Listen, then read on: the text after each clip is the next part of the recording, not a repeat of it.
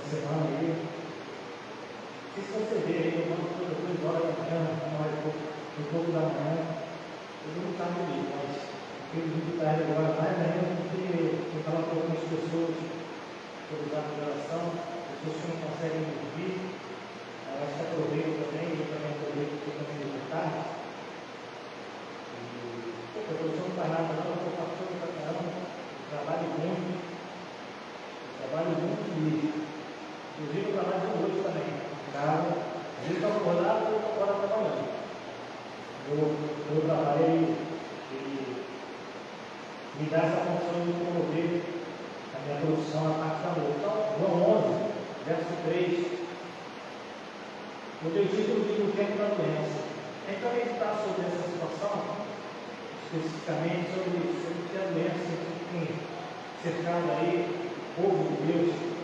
Diz assim, João 11:3: Por isso, as irmãs de Lázaro mandaram dizer a Jesus: aquele que o Senhor ama está doente.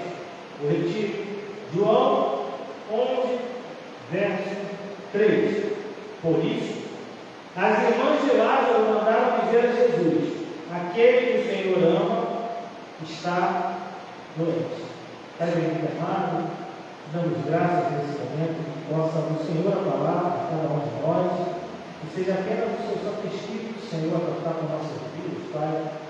Que tudo, Senhor, que venha atrapalhar da minha vida, Pai, ou alguma coisa externa, Senhor, que possa atrapalhar, Senhor, a atenção dos meus irmãos para essa coisa tão importante, Senhor, nos nossos dias, que é a doença, Senhor. Quem pede, Senhor, nossos irmãos também aí, Pai, possamos entender um pouco mais dela, Senhor. Que a nossa atenção seja apenas para isso, Pai, para a Sua palavra, para que possamos, Senhor, poder atuar no Senhor como canais de bênção sobre a vida de outras pessoas que necessitam tanto. Pessoas que andam doentes, pessoas do nosso meio que andam doentes. Doentes em todas as esferas, Pai, de sua vida, Pai. Então, Pai, em nome de Jesus, trata conosco essa noite, para que possamos aprender um pouco mais do teu ensino, para que possamos ter misericórdia e compaixão assim como o Senhor tem. E entendemos conforme o Senhor deseja essa palavra. A oração que fazemos em nome de Cristo. Todos digam amém e amém, poder assentar. Você já deve ter reparado que nos dias de hoje várias pessoas estão cada vez mais doentes. Pois bem, eu não falo apenas da pandemia. Eu não falo da pandemia que se instalou em nosso meio há 2 anos atrás. Muito antes disso,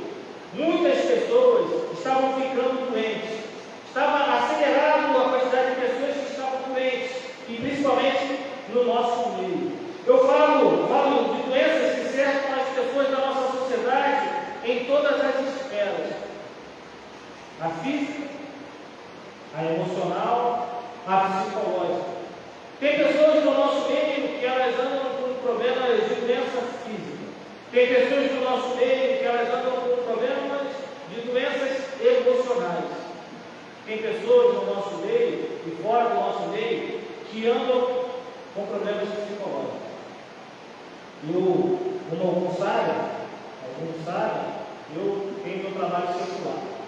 E a minha área de atuação é a área previdenciária. Sou advogado previdenciarista. E o perito do INSS, para fazer a prova, ele só precisa ser médico. Ele só precisa ser médico. Então, vai ter uma prova para perito do INSS. Ele tem que ser médico. Então, ele pode ser ginecologista, ele pode ser um pediatra, ele pode ser alguma outra, ou ter alguma outra tipo de especialização que não seja as três mais importantes que fazem parte do nosso previdenciário aqui no Brasil. Quais sejam?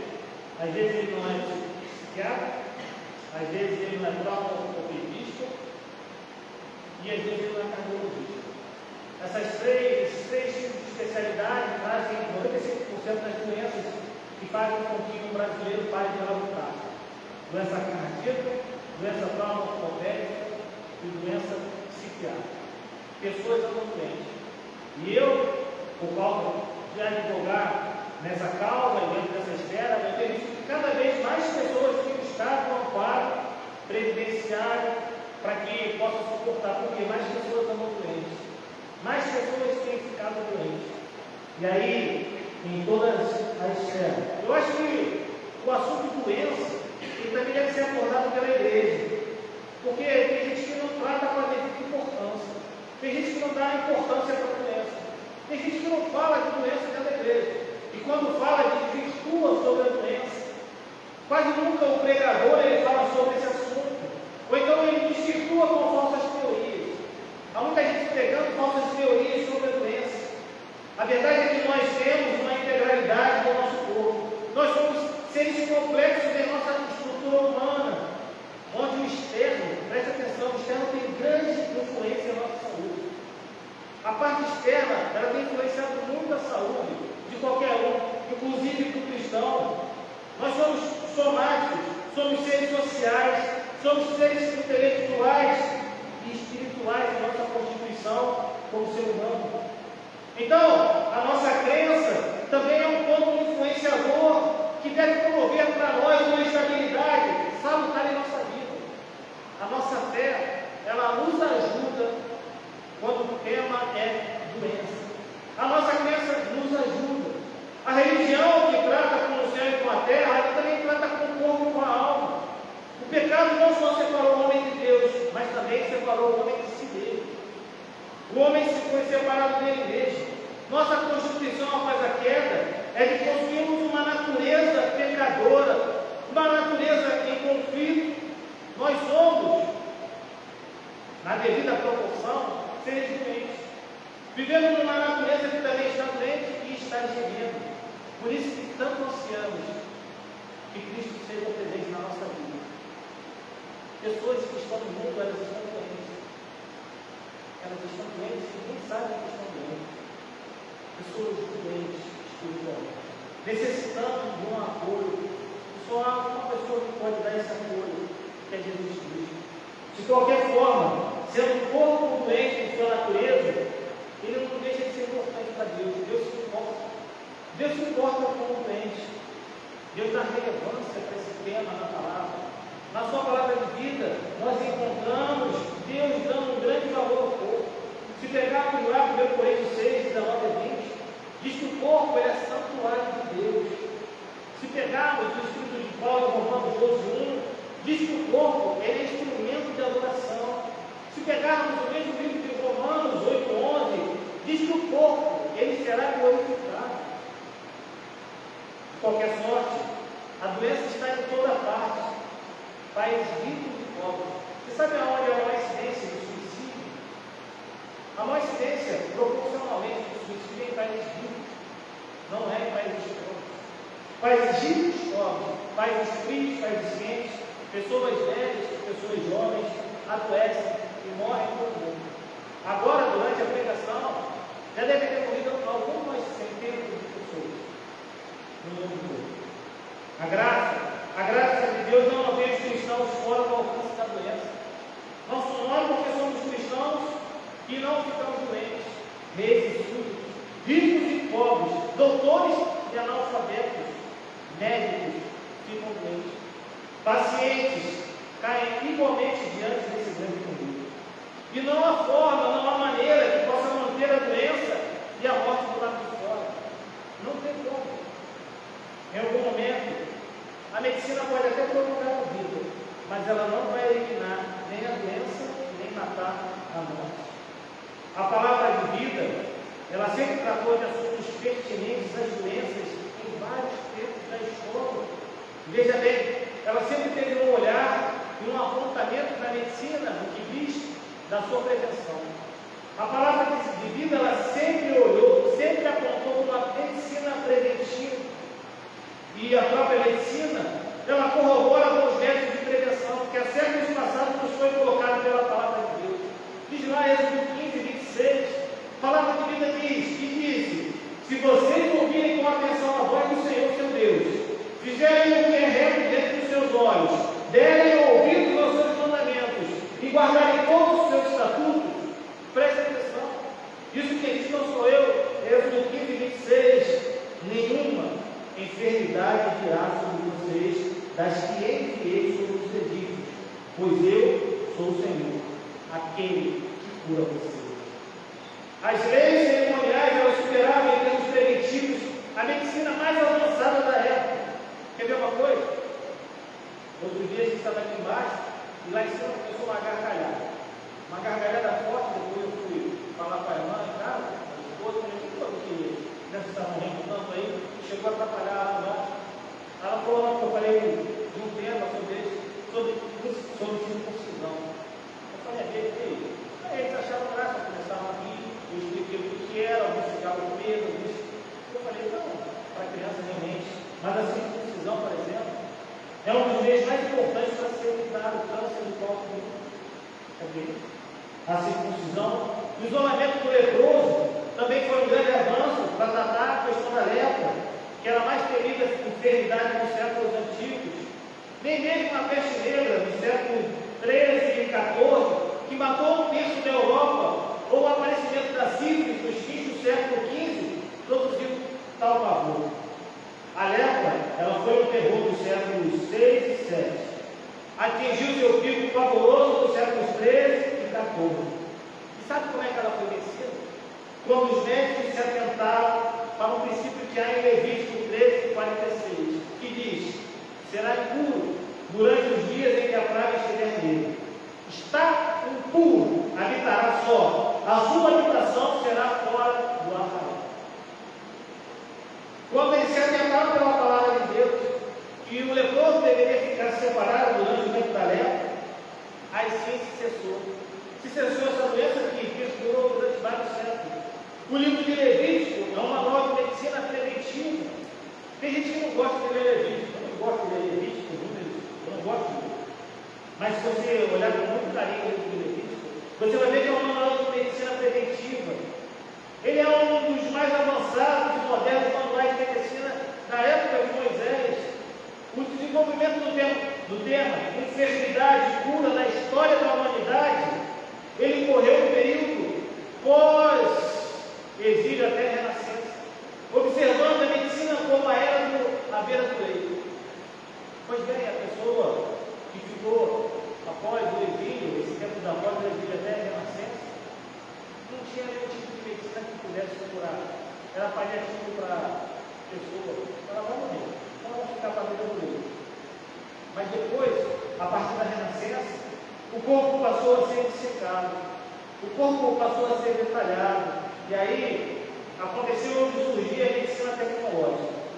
Com a Revolução Industrial foram criados os grandes centros urbanos, que propiciaram a proliferação das medicamentos que falaram. Então, a medicina deixou de ser a beira do leito para ser a medicina de massa, despersonalizada, impessoal, coletiva. Passaram a tratar agora o doente não de uma forma singular, mas agora não, agora de uma forma total, abrangente, coletiva. O paciente agora deixou de ser aquela pessoa que padecia para agora ser o caso. Agora nós temos um caso. Nós temos um órgão doente. Surgiu então a medicina organicista. Pois bem, eu dei muito rasamente aí o que aconteceu com a medicina durante os séculos. Mas como é que a igreja trata a enfermidade? Como é que a igreja trata esse tema doença? Eu tenho conversado com pessoas que querem se matar. Eu fico às vezes até 3 da manhã que quer se matar mesmo. Se eu pegar meu celular e mostrar, eu tenho vontade de me matar. Minha mãe me amaldiçoou. Dentro da minha casa é um inferno. É isso que eu digo. A leitura das pessoas que não me contaram. A igreja ela tem visões tenebrosas sobre a doença. O cristão parece que só é firme na rocha quando estão só. E quando estão são. Quando o seu corpo se mantém firme, aí está firme na rocha. O cristão, o evangélico é um pouco diferente do católico. O católico ele vai na igreja, mas deu problema, ele vai na igreja. O evangélico não. Ele está na igreja, deu problema, ele sai da igreja. É uma coisa que não dá para entender. A famosa teologia da prosperidade, que desde os anos de 1980 trata a doença como 2 correntes que se destacam. De um lado tem aqueles que defendem a saúde e a riqueza, com a teologia da prosperidade e a confissão positiva. O outro grupo tem sido chamado de movimento de sinais e maravilhas, ou terceira onda. Hoje, entretanto, há muitos grupos, muitas coisas acontecem em cultos. Há cultos que não são nem igreja. Tem um pastor, ele faz culto no barracão daquele dia. Ele faz culto no barracão daquele dia. Aí mesmo aonde, agora daqui a pouco vai ter o carnaval, e que trata de entidades, ele faz um culto evangélico lá. Ele faz um culto que uma pessoa vai fazer falou, você sabe até o CPF da pessoa. Ele sabe que a pessoa tem, ele sabe. Como é que ele sabe essas coisas? Pois bem, há declarações de cura que nunca aconteceram, sensacionalismo, holofote, naqueles que são chamados de operadores de cura. Há uma propaganda de cura, um intenso comércio daquilo que é sagrado. Nós somos cristãos, não precisamos sofrer reveses financeiros, não precisamos ser cativos de pobreza ou da enfermidade. Pronto. Agora começa a declaração de opressão vinda da própria igreja. A igreja é mesmo para isso. Aí aquele que está doente, ouve isso dentro da igreja. Quando ouve, o irmão adoeceu, por falta de fé. O irmão adoeceu porque a gente conhece o seu direito e a sua herança, que é Cristo Jesus. O irmão adoeceu porque ele não pediu ajuda. Ele adoeceu por conta do seu pecado não confessado. Ele adoeceu porque ele não deixou a gente expulsar Satanás. Por fim, essa teoria, ela sabota até os que querem procurar um médico. Até aqueles que querem procurar um médico, esses aí são sabotados por essa teoria, sob quaisquer circunstâncias. Aqueles que apelam para o médico, que são internados em hospitais, demonstram uma falta de fé que desonra a Deus. E sabe quem disse isso? Um televangelista que tem programa aí em grandes canais noturnos, fala dele.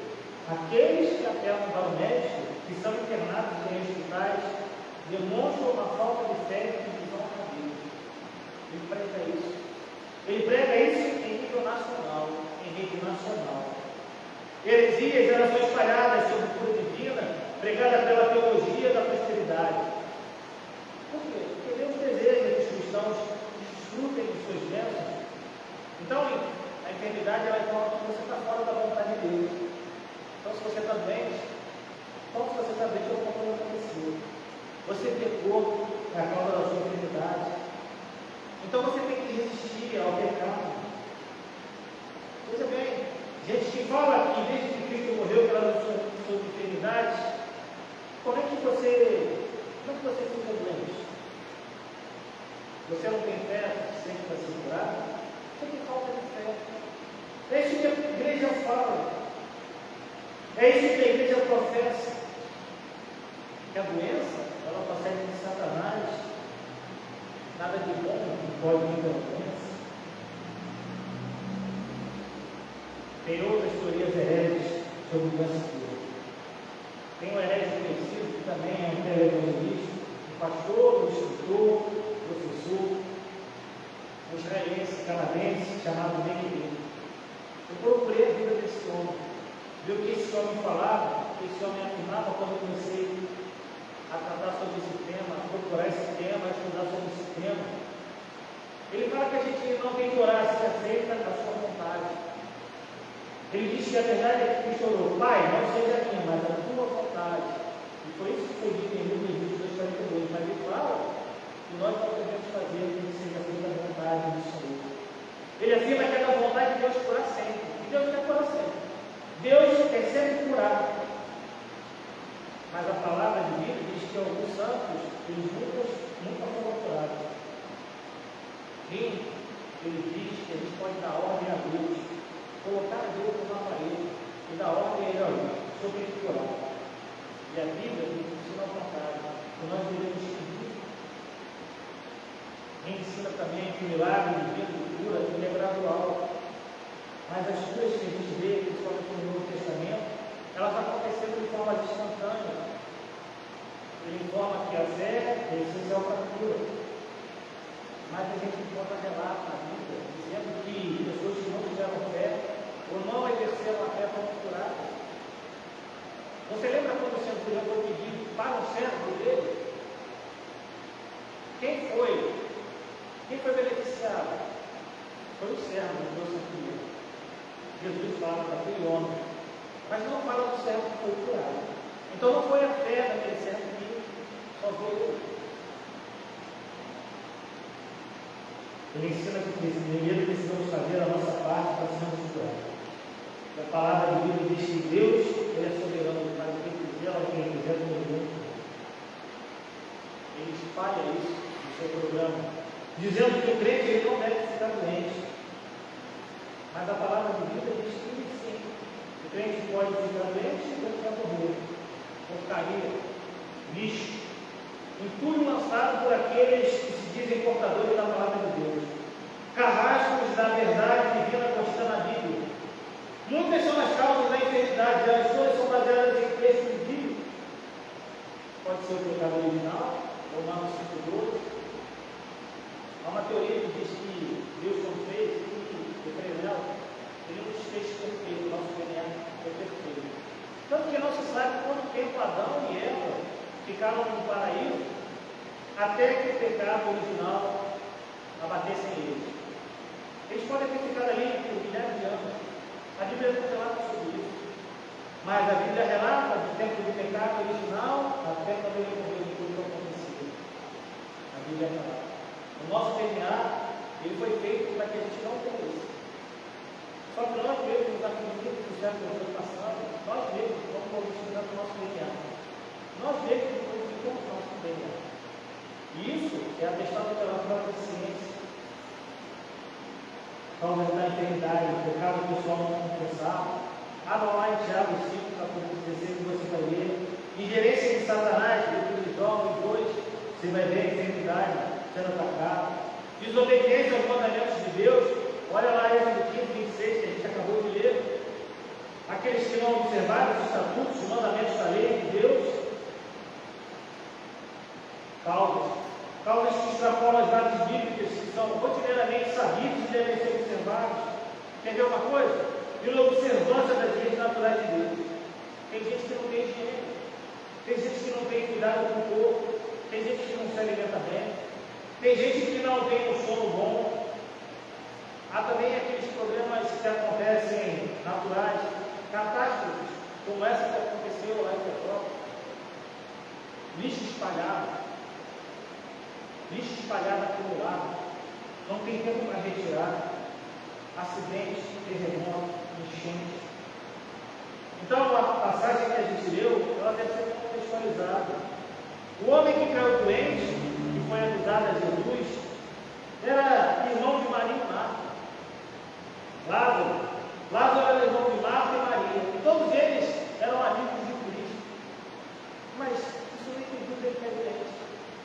Isso não impediu dele ficar doente. Lázaro era alguém íntimo de Jesus. E Marta e Maria se sentiam em liberdade para fazer aquele aviso a Jesus: olha, aquele a quem tu amas, aquele está doente. O que a gente aprende com esse pedido? O que a gente aprende com essas palavras? O que a gente deve fazer realmente em tempos de doenças, testes e pandemia? Lembrando de tudo que foi exposto anteriormente, a Igreja de Cristo ainda está alimentando esse mundo. Nós estamos aqui nesse mundo. Nós não somos imunes a testes e pandemias, a doenças que atingem a humanidade. Quantos cristãos morreram? Quantas pessoas morreram cristãs com essa pandemia? Eu outro dia estava no carro, comecei a ouvir uma música do irmão Lázaro, falando que eu queria morar no céu. Eu lembrei daquele homem do livro, aí São Vítor, e cantando a mesma música, sendo tirado para ser incubado.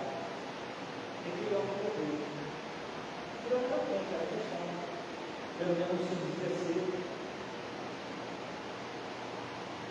Ao longo da história da igreja, nós tivemos que lidar com pestilências terríveis. A própria reforma protestante, ela se deu num cenário na Europa que havia pouco tempo sido arrasado pelo alvo da peste negra. E focos da peste ainda continuavam a surgir no século XVI. Então, o que devemos fazer em tempo assim? O que aprendemos com o alerta dessas mulheres ao nosso Cristo? Que elas alertavam a Cristo da doença daquele que era amigo do Senhor. A primeira coisa, e rapidamente a gente vai falar sobre isso, para a gente estar podendo orar. A primeira coisa é que a gente deve confiar em Deus. A nossa confiança deve estar em Deus no tempo da doença. No cenário de doença, o crente deve ser caracterizado pela fé e não pelo medo.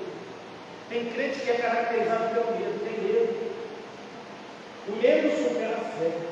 A gente não pode entrar num estado de paranoia como se a calamidade ela fosse insuperável. Tempos de crise sempre se mostraram ser grandes oportunidades para aqueles que seguem a Cristo testemunharem sobre a sua fé. Pedro escreve, 1 Pedro 3, 14 e 15, Pedro escreve que os crentes não devem temer as ameaças, mas devem sempre estar preparados a responder a qualquer um que lhes pedir a razão da sua esperança. Nós devemos confiar em Deus. No tempo da doença, o que a gente tem que fazer? Confiar em Deus. Confiar que Deus pode todas as coisas. Confiar que esse Deus que a gente vem aqui adorar, Ele é soberano sobre todas as coisas. Que Ele pode curar se Ele quiser, Ele pode também não curar se Ele quiser. Mas a nossa confiança deve ser depositada nesse Cristo, na figura desse Deus. A segunda coisa que a gente aprende ao ver essas mulheres anunciarem a Cristo que seu amigo padecia, é que confiar em Deus não significa tentar a Deus. Ter fé não quer dizer que nós devemos agir de forma inconsequente. Nessa pandemia, por exemplo, o cuidado para evitar a doença foi fundamental e foi dever de todos. Tinha igreja que falava assim: olha, você não pode usar máscara. A máscara é Satanás querendo roubar a sua afeição. Você não pode usar máscara. E a gente tem o tempo de andar de máscara. O tempo necessário a gente andou de máscara. Há pessoas que até hoje andam de máscara. Tem problemas de doenças autoimunes. Eu não sei se você sabe, no Japão, antes mesmo da pandemia, eles já andavam de máscara, vários deles, por causa da poluição. E qual o problema a pessoa andar com máscara? Qual a dificuldade de entender se ela entrou com máscara ou sem máscara? Hoje está liberada a máscara? Está liberada. Mas a gente não pode banalizar o cuidado. Evitar a doença é fundamental. E é dever de cada um, não só como cristão, mas como cidadão. A Bíblia nunca desprezou a importância do bem-estar físico do corpo humano. Nunca. Olha a terceira carta de João, lá no capítulo 2. Ainda o próprio Antigo Testamento, que nós já observamos, revela de forma clara que fazia parte da vontade de Deus do seu povo a obediência de certas regras, que não serviam apenas para separar os israelitas dos costumes das nações pagãs, mas também prevenir a contaminação, o surgimento de epidemias de doenças perigosas naquele tempo. Deus sempre cuidou do seu povo. Deus sempre cuidou do seu povo. Mas nós devemos tomar as nossas ações. Quando nós tomamos uma atitude prudente diante de uma calamidade, quer dizer que Deus está cuidando de nós por meio do nosso próprio comportamento, que é sábio e cauteloso. Devemos ser sábios e cautelosos. Devemos obedecer às recomendações das autoridades, dos órgãos competentes, contribuir com as medidas preventivas de combate à infecção, principalmente nesse tempo de pandemia. Mas a pessoa está falando isso, mas já acabou a pandemia, não acabou. Oficialmente a pandemia ainda existe. Oficialmente está lá. Pandemia ainda não está nem sendo considerada epidemia. Cultos deixaram de acontecer em lugares como o nosso, porque as autoridades fecharam. Amém. Se for para preservar o ser humano, amém. A igreja tem que tratar isso de uma maneira sábia, tratar isso de uma maneira cautelosa, tratar isso de uma maneira séria. Nós devemos ter seriedade. Nós devemos enxergar essas medidas como ações legítimas de órgãos que recebem de Deus a autoridade para manter a ordem e prezar pelo bem-estar geral da população. A terceira e última coisa, nós devemos olhar para a providência de Deus. Nós nunca devemos deixar de olhar para a providência de Deus. Deus pode todas as coisas. Por maior que seja a doença, a pandemia e o estado de calamidade no mundo, Deus, ele permanece no seu tempo. E Deus é soberano. Nada que tem vírus, não tem bactéria, conhecido, desconhecido, nada está fora do controle de Deus. A providência divina, ela deve estar no nosso coração, a fim de que a gente evite cair no erro de questionar Deus sobre o porquê. Por que está acontecendo isso? Por que está acontecendo aquilo? As pessoas se preocupam com responsabilidade. Saber quem é responsável por isso ou por aquilo, em vez de resolver o problema. Nós devemos manter as nossas mentes sabendo que todas as coisas cooperam para o bem daqueles que amam a Deus. A gente não vai entender o desígnio de Deus. A gente não pode ficar confortável em relação às coisas que acontecem, nos dias de calamidade. A igreja precisa se voltar para a palavra, examinar esse assunto à luz das Escrituras. Então, em meio à doença, ou a alguma doença, o que deve prevalecer? O desespero, a ansiedade, deve prevalecer a oração. E é isso que a gente está fazendo agora. A gente está orando. Orando porque o nosso Deus é misericordioso. Orando porque o nosso Deus é poderoso para curar o doente. Seja de forma direta, se ele quiser, seja de forma indireta, através da sabedoria que ele concede às pessoas vocacionadas do exercício da medicina. Tem gente que fala assim, não vai médico não, para de tomar esse remédio. Eu tenho que falar para as pessoas que entraram em contato comigo, fica para o médico. Você já fez o exame? Você tem que ir ao médico. Você tem que ir fazer o exame. O médico que recebeu o remédio, você está tomando o remédio, para de tomar remédio. Por que você pode tomar remédio? Deus concedeu a essas pessoas a sabedoria necessária, elas foram vocacionadas ao exercício da medicina. A gente também não pode mandar para o lado e dizer que Deus não pode controlar as coisas no momento que Ele quer, na hora que Ele quer, de uma hora para outra. A gente tem que ficar com a verdade. A verdade é que devemos orar para que Deus possa falar com essas pessoas. Curar as emoções, curar os psicológicos. Tem gente que vem para a igreja, parece que está tudo bem. Chega em casa, problema emocional, problema psicológico, problema familiar, filho, mãe, marido, mulher, problema controlado, gente doente, gente passando mal. quando eu falo de doença, eu estendo essa doença não só para o corpo físico. Como eu falei, nós somos pessoas imunes ao externo, e por isso somos somáticos, somos seres sociais, somos afetos, estamos na atenção. Então vamos orar. Vamos juntar nossa fé nessa noite para orar para essas pessoas que pedem libertação, que pedem por sua família, que pedem cura, que pedem restauração, que pedem portas de emprego. A gente vai orar. Então, vou te convidar para você hoje orar, ou para sentar, mas ficar em espírito de oração, para a gente orar para essas pessoas que estão aqui, pedindo, clamando por uma oração. A gente vai estar orando aqui por libertação de outras pessoas, cura espiritual de outros, porque a libertação fala de cura divina. A gente vai falar sobre a sua vida, a gente orar. A gente ontem falei com uma pessoa que falou para mim que eu liguei para ela, por que está me ligando? Aí eu estou ligando porque eu não estava falando sobre o coração, eu estava falando isso. Mas é porque eu estava orando e liguei aqui, essa pessoa liguei para ela. Ela falou, estava com problema sério.